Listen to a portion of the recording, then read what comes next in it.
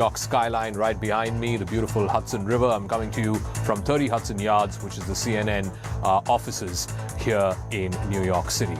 So it was a momentous occasion at the UN headquarters. Prime Minister Modi leading 130 plus nations, representatives of 130 plus nations in the International Yoga Day celebrations. Now he will leave for Washington, D.C., where the business end of this visit will begin.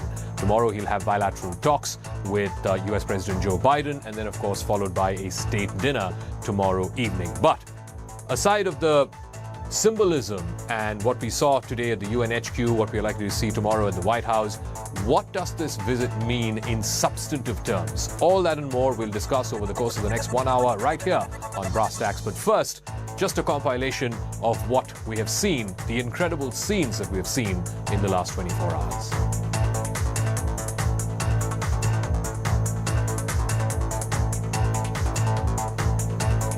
All right, just before we go to that, I think we're getting live pictures from Washington, D.C. of Prime Minister Modi arriving there.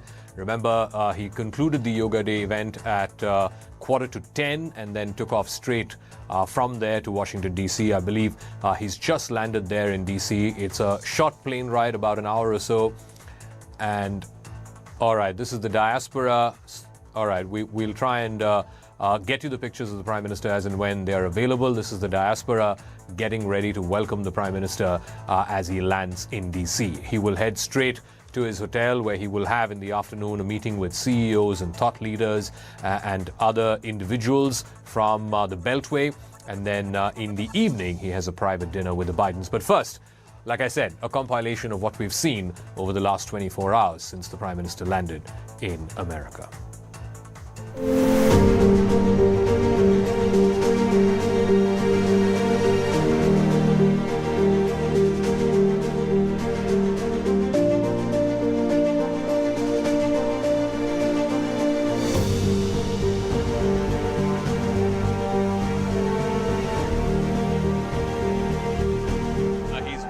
At the people here who have gathered to greet him, to meet him, just to get a glimpse of him as you see the Prime Minister there waving at the crowds that have gathered here.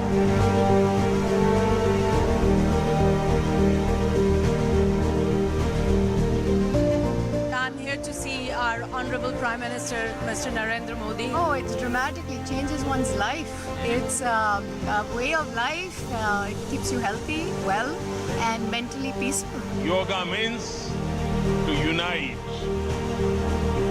So your coming together is an expression of another form of yoga. About 9 years ago,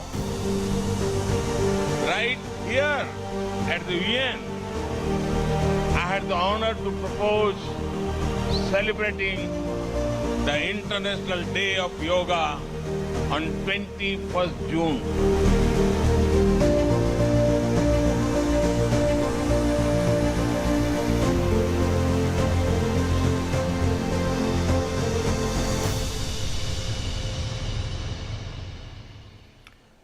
All right, we'll be joined by a special panel through the course of this hour here on Brass Tacks. Let me first introduce Adel Nazarian, foreign policy analyst and CEO of US Blockchain PAC. Richard Rosso is the director and chair of the US-India Policy Studies at CSIS. Jonathan Wachtel will be joining us. He's the global affairs analyst and former US mission to the United Nations. Meera Shankar is former Indian envoy to the United States, and will also be joined by Michael Kugelman from the Woodrow Wilson Center at the South Asia Institute. Let me start with Richard Rosso.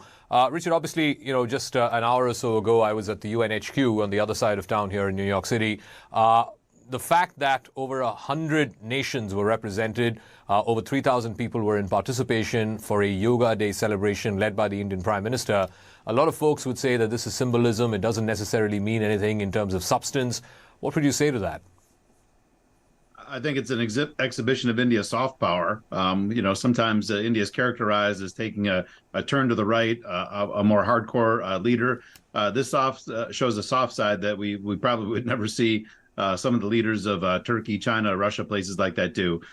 So I think it's a good entree. It's a good welcome. But of course, the real substance will be taking place in Washington later this week, and look forward to that as well. What are you expecting in terms of the substance of this visit? Well, even behind the scenes, in conversations with White House staff as well as with the Indian government, usually the days ahead of a visit like this, they try to tamp down expectations to some extent, talking about it in terms of the importance of building the relationship, but the big things happen in between. This time, it's quite the opposite. Actually, behind the scenes, they're actually talking about the number of concrete deliverables they expect to announce. Now, I think there's two big areas we expect are going to be highlighted in the visit and with the announcements. One is on defense cooperation, including sharing advanced technologies to help India's own domestic manufacturing of defense items. The second is on strategic and critical technologies, the sectors like quantum and AI and things like that, where we don't want China to have a stranglehold on global technology flows in the future. So a lot on the agenda, and I think those are the two big areas we're going to see really kind of focused on by the leaders. Adele, we were talking about critical emerging technologies. This is something that we saw come to the fore right after COVID, and countries around the world realize that the global supply chains for semiconductors particularly cannot be so dependent on China. And of course, given the heightened rhetoric we're seeing between China and Taiwan, it only made sense to diversify the global supply chains around semiconductors. But how easy would that be, or how difficult would that be, given that this is highly complex technology and the kind of technology that companies generally don't want to part with? It is tough. Sorry, go ahead. Right. No, it's okay. Thank you. I actually think that this is a perfect match in terms of the matchup between the U.S. and India. I mean, America is going to need high-skilled labor over the next 2 decades, and India is going to need high-level technology over the next 2 decades. And America has been the fulcrum, the epicenter, I guess you can call it the ground zero of technological innovation. Original, I want to add, technological innovation, because China is great at technology as well, but they tend to not be as original. It tends to be more copying more so what's already been on the market. So I think with all the high tech capabilities, the skill set, the middle class that is highly educated as well in the STEM field, America stands to benefit from that kind of demographic, and India stands to benefit from technology sharing with America. I mean, they signed a contract with General Electric. They just bought $3 billion, I think, worth of drones from America as well. So I think it's about time that this, forging of relations between the two countries occurred. Jonathan Wachtel is joining us, so is Meera Shankar, and Michael Kugelman is also on the broadcast this morning as I come to you live from New York City. Jonathan, I've just witnessed something on the east side of the city as I've headed out to the studios here on the west side at the UN headquarters this morning. Prime Minister Modi leading a global gathering of representatives from over 100 countries taking part in International Yoga Day.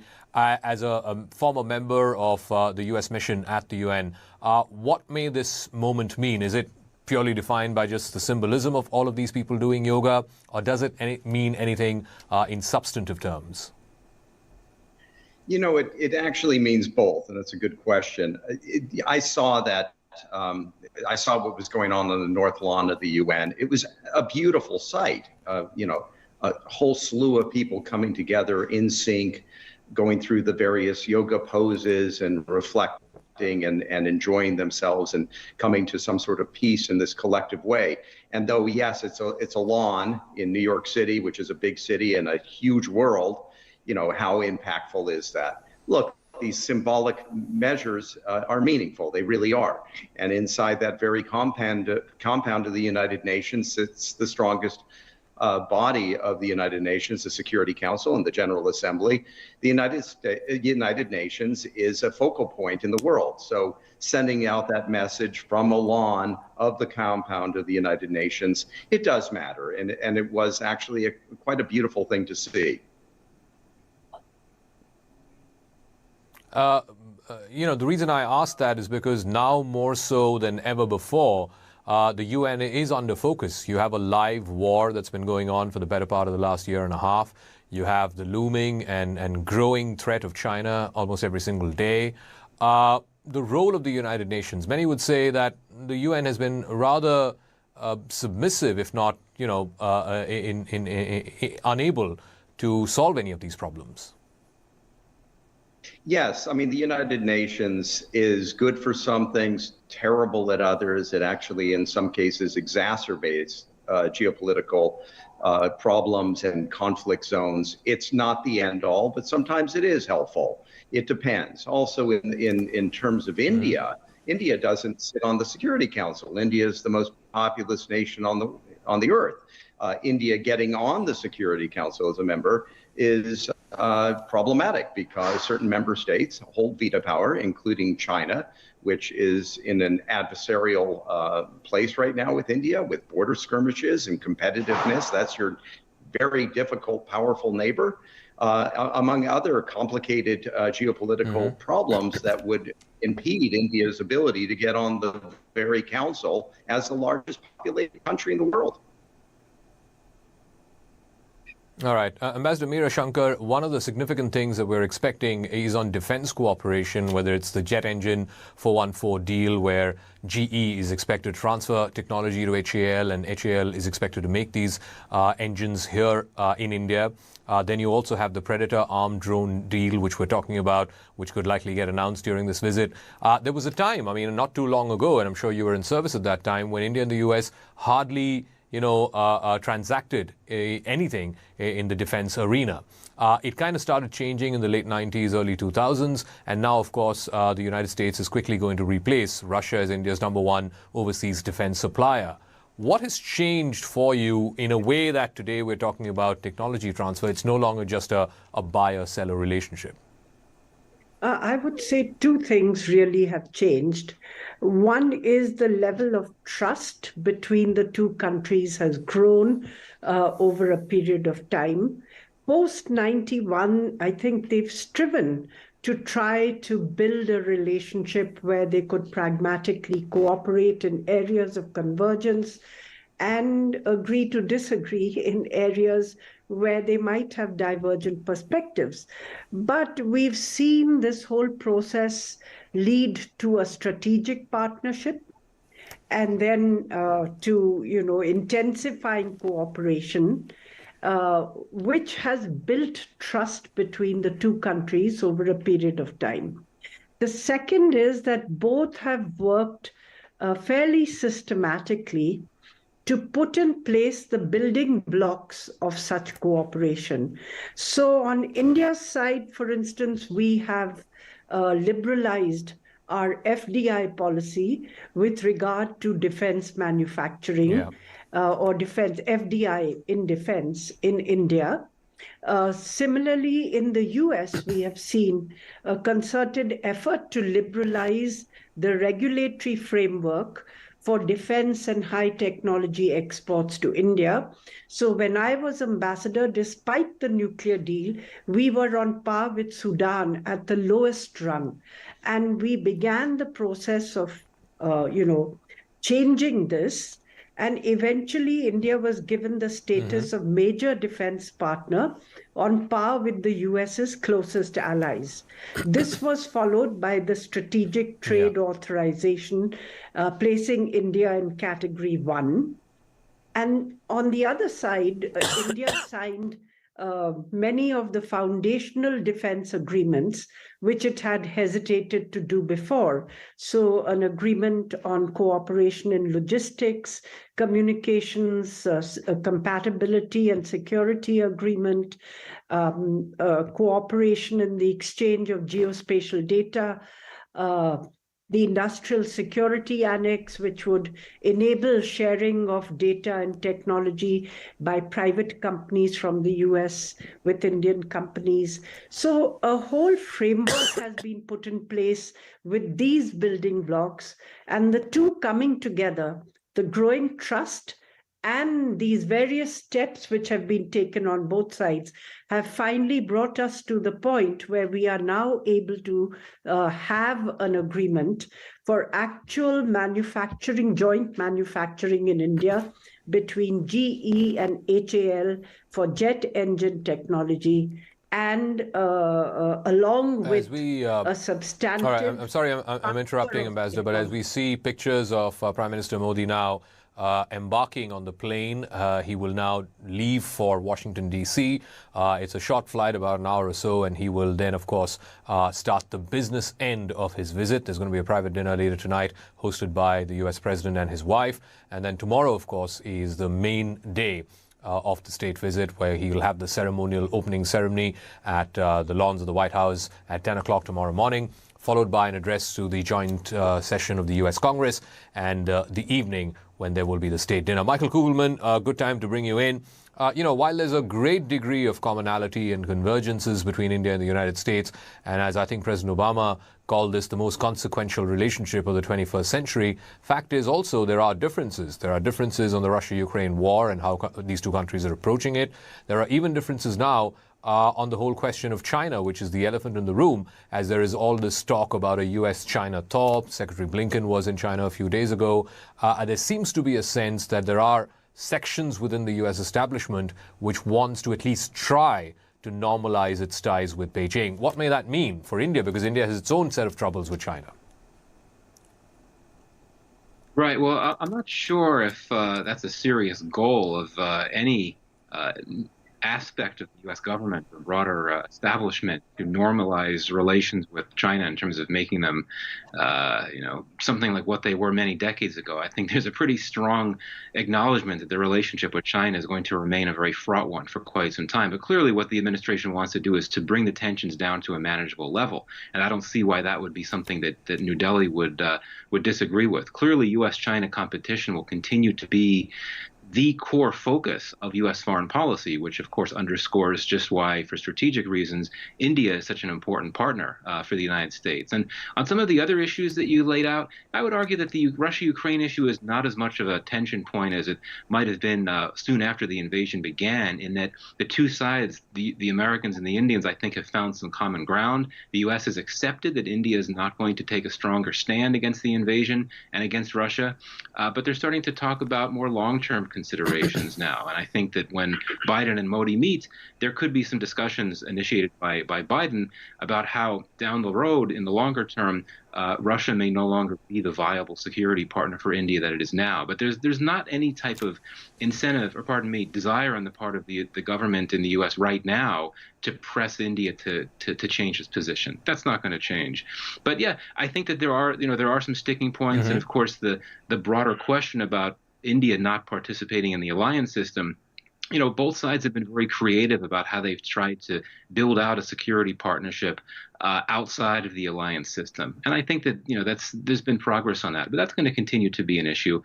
Beyond that, I think that the bureaucratic constraints had been a factor in this relationship and had been a problem in enabling more technology transfers and more trade. But we're starting to see some changes with ISET, which I see as one of the biggest milestones for the U.S.-India relationship in a few years. ISET is essentially managed by the two national security advisors, and the goal there is to push the bureaucracy away. That's a good sign as well. So I think that, yes, there are sticking points. There are points of disagreement. That's natural for any relationship, even close partnerships like this one. But these sticking points are not as significant as they might have been some years ago, and they're not going to constrain greater partnership.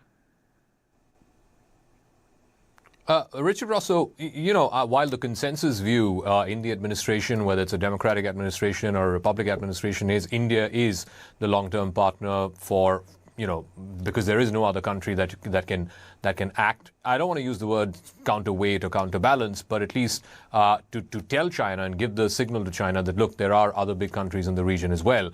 But this increasingly also we're seeing, it may be a minority view now, and I'm sure you've seen this article by Ashley Tellis a few weeks ago saying that India is not an ally that the United States should bet on, because if push came to shove, India would not fight somebody else's war, even if it meant that India had its own set of problems with China. So what is the Beltway view now on India?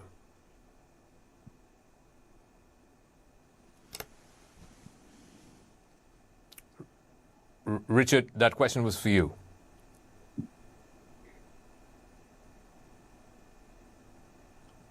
All right, I don't think Richard can hear me. So can I ask Jonathan Wachtel that same question, Jonathan? Sure. I mean, look, the basic fact is China will remain a concern. When we think about cyber security issues and attacks on our infrastructure or government bodies and stuff like that. Top of the list is Russia and China, not India. India is not anywhere to be seen. You never hear things like this. So moving forward, the relationship between the United States and India indeed are not, always on the same path. But this is really, truly, arguably, for India's sake, one of the best solutions to have a close alignment with the United States. There's a real mutual benefit from this, and you just can't question it. And the difference is, I believe, and over time will be ironed out, just as the guest just said a short time ago, with regard to the approach to the Ukraine war and acceptance that, is a tough pill to swallow for the United States to suddenly think that the biggest democratic nation on the face of the earth would not look at the Ukraine situation as the United States looks. But, we have to be practical in a very pragmatic in a very complicated world. And India has energy needs that need to be met. And there has to be some sort of understanding of the pain points of India. We are going to get closer as this alliance, this strategic alliance improves. And, there'll be some sway of opinion, hopefully, among between both countries as they approach a very difficult road ahead in geopolitics. India, by the way, my own personal experience is technologically incredibly advanced. I work in software. I use Indian engineers on the work I did. They're top class. I mean, this is a wonderful alliance and has tremendous potential for both countries. Richard, I believe, is back on the line. Richard Rosso, the question I was asking you was, while the dominant and almost consensus view on the Beltway when it comes to India is America's long-term bet in Asia and beyond, we are seeing, I wouldn't say discordant voices, but voices that are slightly different. You must have seen the Ashley Tellis piece a few weeks ago saying that India is not an ally that the US can bet on. There was also a piece just a few days ago saying that what actually binds India and the US is not so much shared values. It's a phrase that's used ad nauseum by diplomats on either side, but is actually shared interests. What do you make of that? Well, a lot of the good action that's happening is actually happening behind the scenes. I would say on military cooperation, more is happening in the track one between our governments than is sometimes reported by even people that follow the relationship very, very closely. You've got a lot of coordination happening between our different military commanders, coordination at the time that China had its most recent provocations along the border, sharing of personnel at our different combatant commands. So there's a whole lot that's taking place right now that I think is kind of underreported. But when we talk about people's aspirations and the Beltway for where this relationship is going to, it's a question about what do they consider that vision? I think those of us that have been working this beat for a long time, we look at empowering India acting in its own interest as inherently a good thing. India's in a very unstable neighborhood. There's not a single country that India borders that has had multiple successive democratic elections in a row in the decades that I've been on this job. When you think about the provocations India faces every day from our big rival China, so a big, strong India acting in its own interest in its neighborhood, that's inherently good for regional security, inherently good for the United States. That's enough. If we look for more, if we look for American Indian soldiers in foxholes together in some fight, that's when things become a little bit tangled, and that's where I think the vision gets a bit skewed. Let me ask Ambassador Meera Shankar this. Given India's own complications with China, particularly more so after June 2020 when Galwan happened, and now we're talking about the Predator deal being one of the things that will be announced during this visit. Do you think that this axis, whatever is going to play out between US and China, and people are talking about this great power competition over the next 10, 20, 30 years, surely India will have to face the fallout of that. And that means if there are periods of thaw between Beijing and Washington, it's going to affect India. And if there's periods of competition and heightened rhetoric, that's going to put pressure on India as well. Is there a way in which India can insulate itself and have its own independent relationship with Washington and with Beijing? And sometimes there are going to be differences even with close friends and partners like the US. Well, if you look at what the US has said it seeks with China, it is to manage and stabilize the relationship. They have called China the country with both the intention and the capability to challenge the US in the medium to long term. And of course, they have talked of cooperating with China where they can, competing vigorously, but avoiding conflict.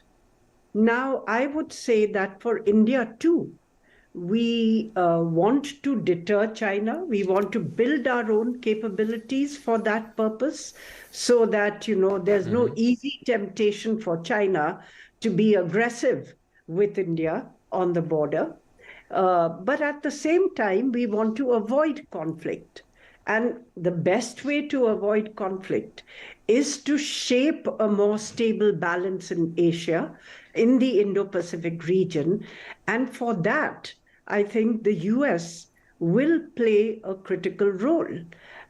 For the US, they're not only looking at India, and when you talk of best bet in Asia and the Indo-Pacific, it makes it sound as though there's nothing else. But the US strategy is more broad-based. It looks at strengthening partnerships with its allies as its first priority. So strengthening partnerships with Japan, Korea, Australia, South Korea, Australia, and now, of course, even the Philippines.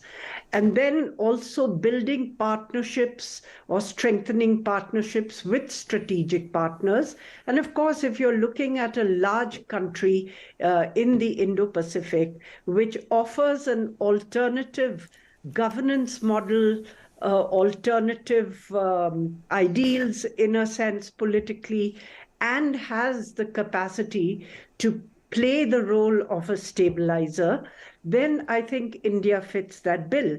But it's not the only option in the US basket. I think sometimes Indians have this sense that, it's like something which is, all exclusive, but it isn't. And neither does India expect the US to come and fight on its border with China, but we do expect that there could be US support in building our capabilities, particularly in the defense and security sectors, and nor does the US expect that India will come and fight for it. But the two countries working together can certainly, along with other countries in the region, in the Quad and elsewhere, can certainly shape a more stable Asian balance. But at the same time, India will continue talking to China as the US continues talking to China. Okay, let me give the final word to Michael Kugelman. There used to be a time not long ago when the Indian Prime Minister and the US President used to meet. A significant amount of time used to be dedicated to dealing with Pakistan. I think we can safely say that that dedication of time certainly is not for Pakistan anymore as much as it is for China. How do you see that playing itself out? Clearly, the US wants some degree of normalization of ties between India and Pakistan, but India says unless terror gets fully stopped, there is no way we're going back to any kind of a normal relationship. Right. Well, we were talking earlier about how there are fewer sticking points in the U.S.-India relationship, and I think for many years Pakistan was a sticking point because of the the alliance between the U.S. and Pakistan, which was always messy but still was there. But indeed, I would argue that here in Washington, you don't really hear much about Pakistan, quite frankly. And I think that the U.S. still wants to maintain a workable relationship with Pakistan, but especially since U.S. forces withdrew from Afghanistan, it's just not a priority. And I don't think that Pakistan will come up all that much during the state visit, except perhaps in the context of how both the U.S. and India continue to worry about the lingering threat of terrorism and the cross-border threat that it could pose to India. All right, we'll leave with that. I want to thank all our guests, Michael Kugelman, Ambassador Meera Shankar, Richard Rosso, Adil Nazarian, and Jonathan Wachtel. Thanks very much for joining us. Like I said, just about an hour or so ago, I was witness to what happened on the east side here in New York City at the UN headquarters. Prime Minister Modi leading a delegation of over 1,000 people taking part in Yoga Day celebrations. The Guinness Book has acknowledged this as the one yoga event which had the maximum number of nationalities participating in it, over 135. is what we're being told. Joining me now is Minister of State in the Prime Minister's office, Dr. Jitendra Singh. Thank you very much, sir, for speaking with us. First things first, like I said, I was witness to that event that happened about an hour or so ago. 135 countries, over 1,000 people attending that. When you saw those images on television, what did you make of it? What does that moment mean? Absolutely, absolutely. You are there witnessing it yourself with your naked eyes. I think many would be envying you to be witness to the history in making. 180 countries practicing yoga led by India, and this is all a miracle happening because of Prime Minister Modi. Yoga has been there for ancient times with us, but it was Prime Minister Modi, soon after he took over in 2014, he put across a proposal before the United Nations, and it was accepted unanimously. That means the yoga was there, India's capacity was there, the world was ready possibly also to accept it, but we didn't have that kind of leadership which could have projected, which could have put it across the world. And therefore, Prime Minister Modi is not only gifted yoga to the rest of the world, he has also provided them or presented them a way of life which would rather unite them. And as he said in his own words in that brief statement that he made just before the session began, he said yoga is universal. Yes, indeed it is universal. But the realization of its being universal was put across by Prime Minister Modi. And that is, I think, a great change we are seeing happening across the world.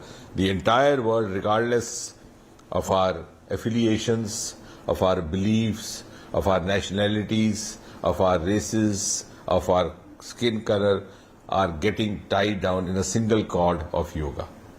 And I think this is going to be the new norm of all right. I also wanted to ask you this, one nation, because you're a practicing. I also wanted to ask you this because you're a practicing doctor. There used to be a time when practitioners of modern medicine would not accept alternate forms of medicine, whether it was yoga or homeopathy or Ayurveda. But now increasingly the world is talking about yoga as a means of not just physical well-being, but also emotional and mental well-being. Do you think that bridge has been crossed, that for practitioners of modern medicine like you, yoga is very much helpful in a fit body and a fit mind? No, absolutely. I'm glad you asked that, Jakar, because it is true that especially in the allopathy science, there was some sort of a cynicism or contempt against the indigenous practices like yoga.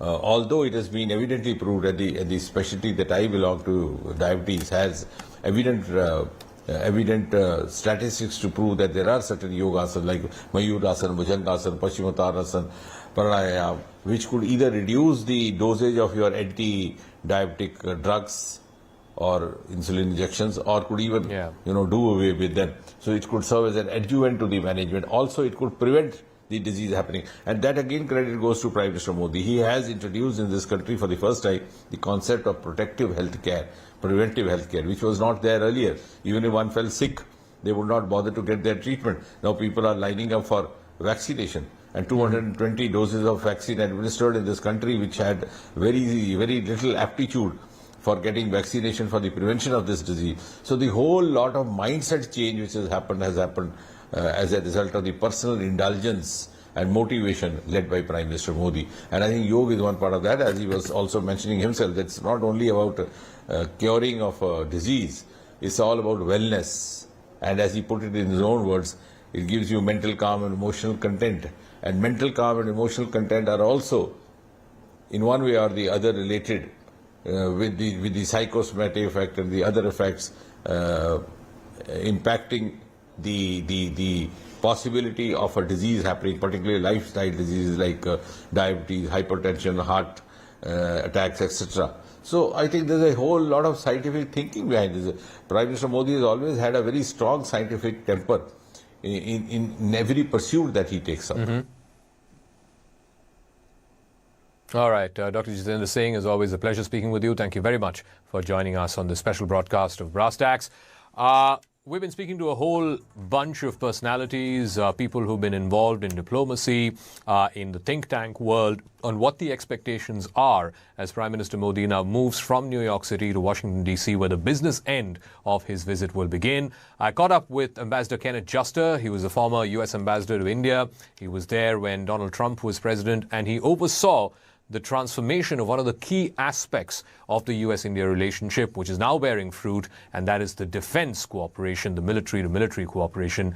I spoke to Ambassador Juster on his expectations from this visit. Prime Minister has made a lot of visits to the U.S., I think 6 times before. This is his first visit as a state visit. What do you make of why this visit is so important? Well, I think this is the next step in enhancing the strategic partnership between our two countries, and it's going to lean heavily on the defense pillar and the technology pillar of the relationship. And the fact that it's a state visit just gives it further high profile and shows the closeness between the two countries and the president and the prime minister. How do you, when it comes to a state visit, there's always, the pomp and ceremony and, all the traditions involved. How do you separate that from the substantive part of the visit? Well, I think they actually go hand in hand. I think there's going to be a lot of substance in this visit. There's potentially going to be the announcement of a deal to transfer GE manufacturing technology to India and co-produce jet engines there. There's going to be perhaps a sale of armed drones to India. And there are going to be a variety of other issues relating to critical and emerging technologies. And the importance of that is only enhanced by the fact that there'll be a lot of ceremony and, as you said, pomp and circumstance between the two countries, so it'll make the whole several days quite significant. It's also more television friendly when you have all the pomp and grandeur and stuff. But let's talk about the substantive bit. You talked about the defense partnership, whether it's the GE jet engine deal, whether it is the Predator armed drone deal. For the longest time, the feeling was it was a transactional relationship. It was buyer and seller. India used to buy, the US used to sell. But do you think that's now moved into a more substantive transfer of technology kind of partnership? Well, I never felt it was a transactional relationship. I think one of the important elements has been the people-to-people relations and the importance of the Indian-American diaspora and even Americans that live in India. And so it's a relationship in which there's been a building up of mutual interests and things that are exchanged, but also underlying by the fact that we have a tremendous people-to-people tie and a lot of common aspects of our backgrounds and heritages. But specifically on the defense partnership, and you're well aware of this, for 30, 40 years, the US and India never did any defense, partnerships. It's only in the last 20 years or so, and you were ambassador when those foundational agreements were signed. How important was it to build that base before we can now have all of these deals that will likely get announced? I think it's been very significant. First, we've increased over the last 20 years arms sales from virtually nothing to over $20 billion. We've engaged in increasingly complex military exercises, not just on a bilateral basis, but with other countries and even now on a tri-services basis. We've had exchanges of military officers at various bases.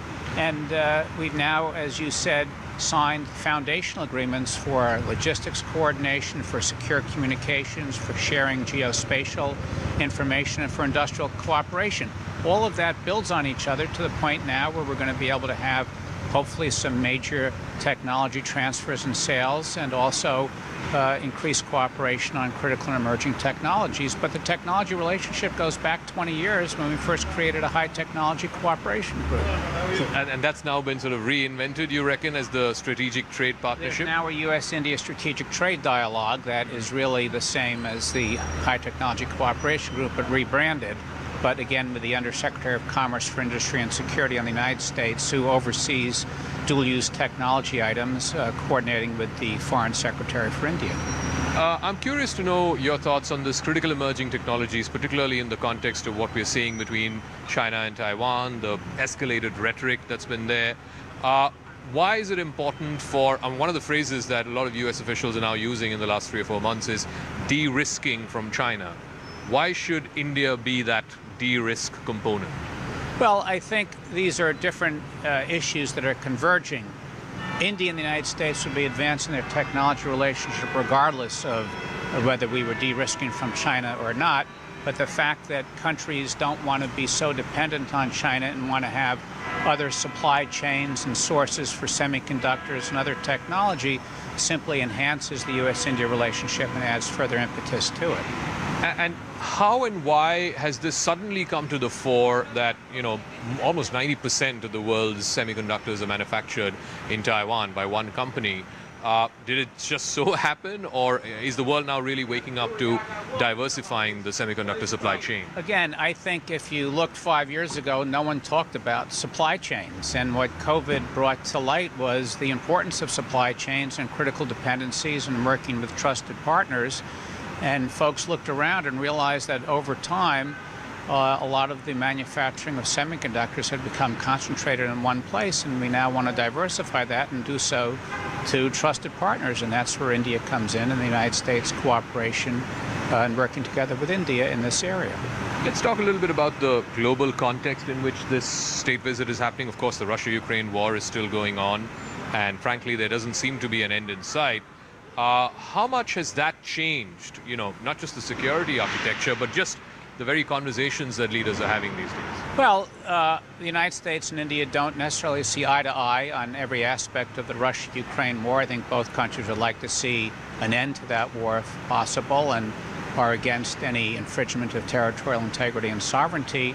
But we also recognize our differences and are able to talk about them openly and candidly. But one of the aspects is that India, which has been heavily reliant on Russia for military equipment in the past and spare parts, may be realizing that that's going to be an increasing challenge in light of Russia's own decline, and maybe that's another reason for accelerating some of the defense cooperation with the United States and getting some technology that can increase India's own ability to manufacture military hardware indigenously.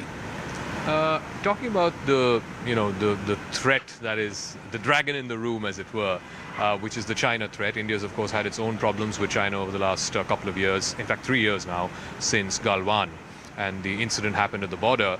Now there is a talk, and especially more so after Secretary of State Antony Blinken went to Beijing earlier this week, and there is more and more talk about a possible US-China thaw. What may that mean for India and India's own sort of complications with China? I think neither India nor the United States want to have a conflict with China. India would like to have a thaw as well if the Chinese would pull back from its northern border. And I think both countries agree, and countries in the region, that to the degree the relationship with China can be managed and there can be a floor on it and guardrails around it, that would be better. But at the same time, the United States, India, and other countries want to construct a positive architecture for the Indo-Pacific region that will promote their own stability and prosperity, not necessarily focused on China specifically, but focused on the positive elements of what it means to have freedom of navigation and freedom of overflight, peaceful resolution of disputes, no predatory financing for economic development. Those are the things that both countries and their like-minded partners want to work on. And finally, just to take forward, you talked about the people-to-people contacts, how the diaspora has been always invested in this relationship. So in a sense, the governments are sort of catching up with the people. The people were ahead of the curve. Well, it's been interesting. There have been times when the people-to-people relationship has been ahead of the governments, and there have been times when the governments have been ahead of the people-to-people, and it's gone back and forth, but they are mutually reinforcing. And if you step back and look at what's been accomplished in the U.S.-Indian relationship over the last 22 years, it's remarkable. And I'm not sure anyone in 2001 could have envisioned all that we're doing today in 2023. And credit goes to everyone who's worked to make that happen. And it's getting reflected in a way in the bipartisan support that India has on the Hill. Now, again, we have the Prime Minister addressing a joint session of the Congress, invited by a Republican speaker, and the next day he'll be meeting the chair of the Senate, the Vice President. So on both sides of the aisle, it seems to be that India is the country to back, and this is the long-term bet for America in Asia. Well, I think this has been true in the United States and in India, that the relationship has increasingly garnered support from across the political spectrum. And it's one of the areas that there is agreement on in the United States, that the U.S.-India relationship is an important one. It'll be a consequential one in this century, and that people support a strong U.S.-India partnership. All right, so the Prime Minister's visit is now well and truly underway. What does it mean for non-resident Indians, persons of Indian origin? Joining me now is Mr. Jagdish Sewani. He's the president of the America-India Public Affairs Committee. Thank you very much, Prime Minister. This, I believe, is his 7th visit to the US, but the first state visit. As NRIs, what are your expectations from the visit? Well, you rightly say it is his 7th visit, but first state visit. That shows how much importance America is giving to India, Bharat, and to Narendra Modi. Thanks to the leadership of our Prime Minister, today America has invited Narendra Modi on a state visit. This means a lot not only for India, but we Indian Americans also. Today we are 4.5 million strong. I believe we Indians Americans have played very important role in forging a relationship between US and India. Yeah. It has become people-to-people relationship. Today, most of senators, congressmen, a mayor of New York City is on our hotline. When we call them, they listen to us. This is, I would say, a charisma of not only we Indian Americans, but of Narendra Modi. So tell me, you said that the Indian Americans have become an influential community, a community that can, that is seen as progressive, getting things done, of course, highly educated, entrepreneurial. Absolutely. Just in terms of what may this mean politically in America? We've seen the Howdy Modi event that happened a few years ago. Now President Biden is hosting the state visit for Prime Minister. How important has the Indian American community become from a vote bank point of view? See, vote bank point is very important. We have 4 point means about 1.52% population. I have to request our Indian brothers here to go and vote because the politicians understand only one language, that is the language of vote. My local politicians do complain that a lot of Indians don't vote here. And through your channel, I want to awaken them, wake them up. Yes, we vote them, we do a lot of funding for them, but they are interested in our votes. And this is our, I would say, power that I'm sure last week, I'm sure you're aware, that New York City has declared Diwali as a holiday, a school holiday. This is a first step. We want Diwali should be a national holiday. Like in Bharat, we have Christmas, it is a national holiday. This is the way it should be in America also. But this is the first step. It's a baby step, and I'm sure it will happen. I just want to talk a little bit about, the IT crowd, the high-tech crowd. They've always had these concerns about H-1B visa, the time taken for green cards, etc. What can be done to expedite that? Yes, I think that's a very good question, and it's really concern of a lot of my friends who are in IT, especially I'm sure you're aware that a lot of layoff was done in IT, and their life is in totally shambles. It's not only them, but their family. And the best part is their kids are born in USA. They are USA citizens, but they cannot stay here. So we are trying our level best that they should get their green card. And I am sure the Biden administration is looking at us, at that problem and issue, whatever we call it, nicely, and they will get it done. Also, I want to ask you, a lot of the NRIs here I was speaking to are also saying that we now want to give back to India, whether it is monetarily or any other form. Obviously, a lot of you came here in the 70s, 80s for education reasons, some of them for employment reasons. Is it easier now for NRIs to invest back in India? Absolutely, much. I think to some person I say that this is a payback time for us. Today we are so prosperous community here. I'm a mechanical engineer. I did my engineering in Bharat with hardly few hundred rupees or 1,000 rupees tuition fee. And today what I am, the credit should go to my Bharat Mata. And I'm so prosperous. And today time has come for me to give to my country back. And this is the 75th year of independence. We are entering into Amrit Kal, like our Prime Minister says. So next 25 years will be a defining moment for Bharat. I personally feel, I used to say this many years ago, that this decade and this century belong to Bharat. But at that time, people used to laugh at me. Jagdish bhai, aap to kya hai?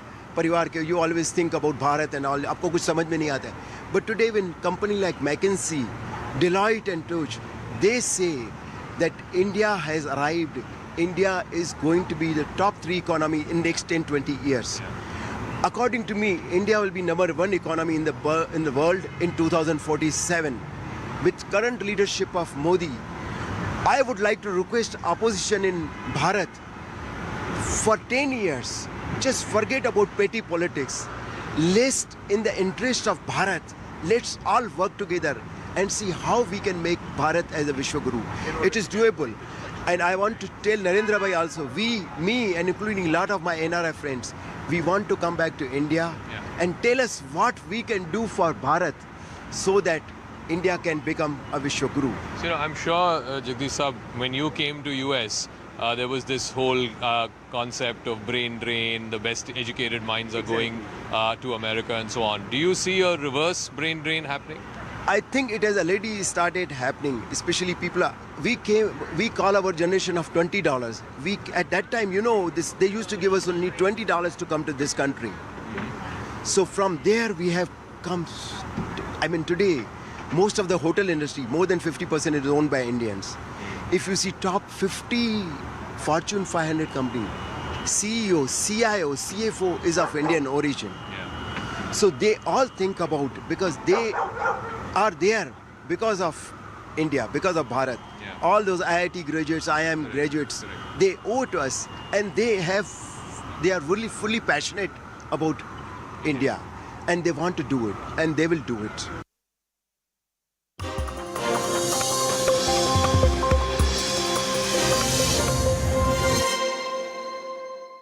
Prime Minister Modi is a man whose time has come at the time that India's time has come. The potential of India is enormous, and you have now a reformer, a radical reformer, who has the ability to transform it and the popularity to transform it. So I think India and Prime Minister Modi are at a juncture in which there's going to create a tremendous opportunity, tremendous changes in India that are going to be really startling. He asked me if I had heard from anybody anything that he might know. So in a way, he asked, when I was in Delhi and so on.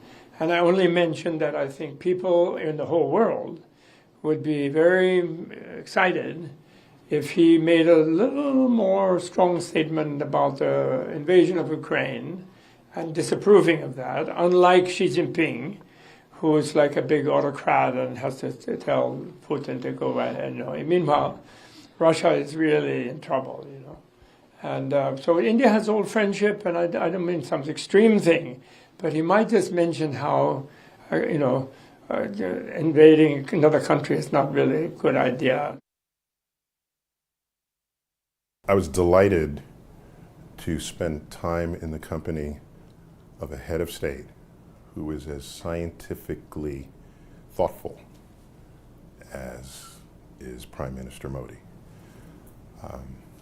So many leaders of the world, I think their priorities might be out of balance with what it needs to be going into the 21st century. With all of the challenges we have in civilization, the solutions are going to come from innovations in science and technology and engineering and math. And it's very clear to me that he cares about all of this. Obviously, he reserved his conversations about space for me, and I guess Elon was here a few minutes before I got here. But it's clear that space matters quite a bit to the Prime Minister. So I was delighted to hear about future programs that he has in mind. I'm quite sure I'm not alone when I say the potential for what India can accomplish knows no limits. So I see a very bright future for India. It was a great meeting. First, we met in 2013, 10 years ago, when he was in Gujarat and I was very interested in cities.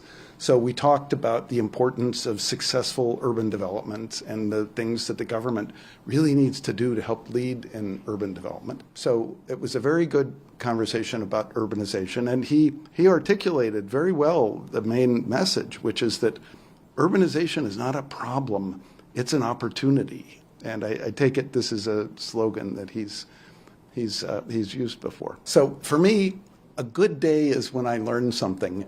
And I learned a bunch about what India is doing. India could really show the world how to do it right.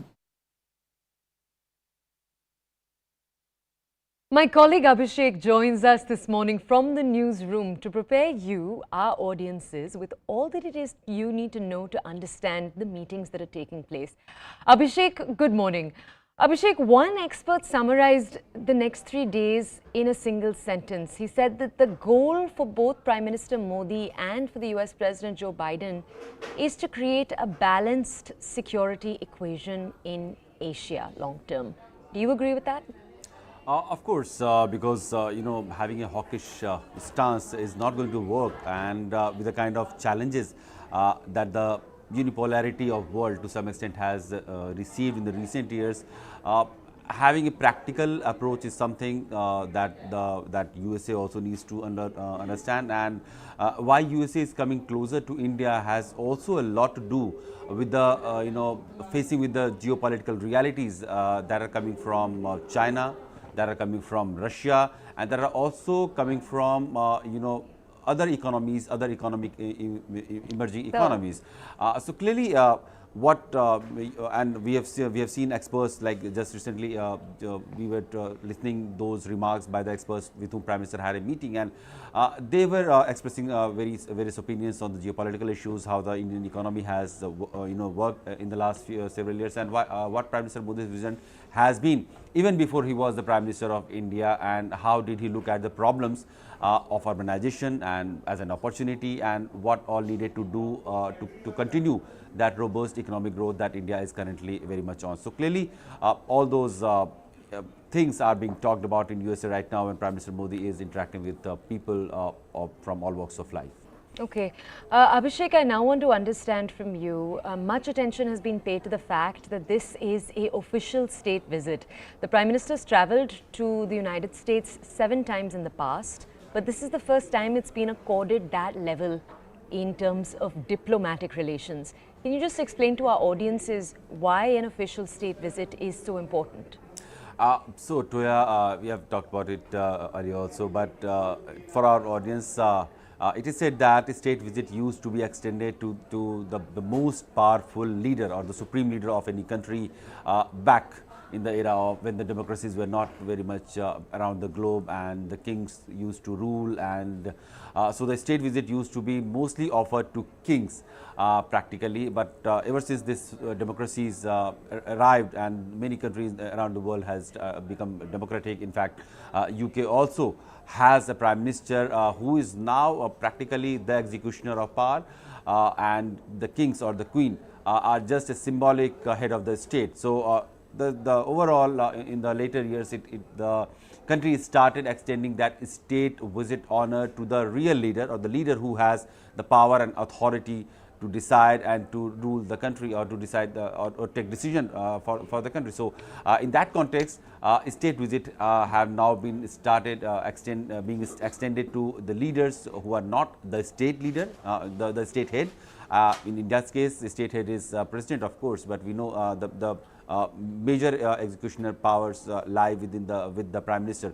So the state visits have been also being started to the Prime Ministers of various countries, and in that context, it is an important visit when the highest level of protocol is being extended to the Prime Minister of India when he is on a visit to USA, and the protocol which is the highest is the official state visit. Prime Minister Narendra Modi in the United States for a 3-day official state visit. He's obviously going to be meeting the United States President and his wife. But right before that, let's cover the schedule of the Prime Minister, because he's already received a rousing welcome as he landed in New York. He met with Indian diaspora members at the Hotel Lotte in New York. That's where he's going to be staying for the part of his trip, just the day in which he's going to be in New York. Now, over the last few hours, the Prime Minister has met with CEOs and thought leaders, meeting with everyone from Elon Musk, who of course heads both Tesla and Twitter, to authors and astrophysicists like Neil deGrasse Tyson. Now, we're going to bring you more context on the meetings itself, but we're also going to first tell you what's planned for the rest of the day. The Prime Minister is going to be participating in International Yoga Days ceremonies. They're going to be taking place at the United Nations lawns. After that, the Prime Minister will be leaving the city of New York. He'll be flying to Washington, where he'll be welcomed by President Joe Biden and his wife for the official part of these meetings. That's where much of the more serious discussions around India and the US's partnership will take place. Now, we're going to show you all of the reactions that are coming in right now. These are the thought leaders and CEOs who've met with the Prime Minister. First, we have the head of Bridgewater Associates, billionaire investor Ray Dalio. This is what he had to say. Take a look. Prime Minister.